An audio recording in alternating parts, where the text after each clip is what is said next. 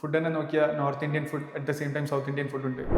ഇപ്പോൾ ഞാൻ മലയാളിയാണ്. എൻ്റെ ഗ്രേറ്റ് ഗ്രാൻഡ് ഫാദറാണ് ഇവിടുന്ന് അണ്ടമാൻക്ക് പോയത്. അപ്പോൾ സിമിലർലി ഇന്ത്യൻ്റെ എല്ലാ പാർട്ടിനും അവിടെ ആൾക്കാരുണ്ട്. അപ്പോൾ നമ്മളെ കൾച്ചർ തന്നെ പറഞ്ഞ ഒരു മിക്സ് കൾച്ചറാണ്.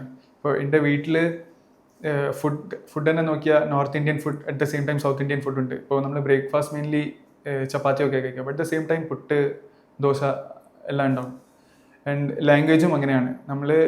ഞാൻ മലയാളിയാണ്, അങ്ങനെ തന്നെ എൻ്റെ ഫ്രണ്ട്സ് തമിഴ്, തെലുഗു, ബംഗാളീസ് എല്ലാവരും ഉണ്ട്. പക്ഷെ നമ്മൾ കോമൺലി സംസാരിക്കുന്ന ലാംഗ്വേജ് എപ്പോഴും ഹിന്ദിയാണ്.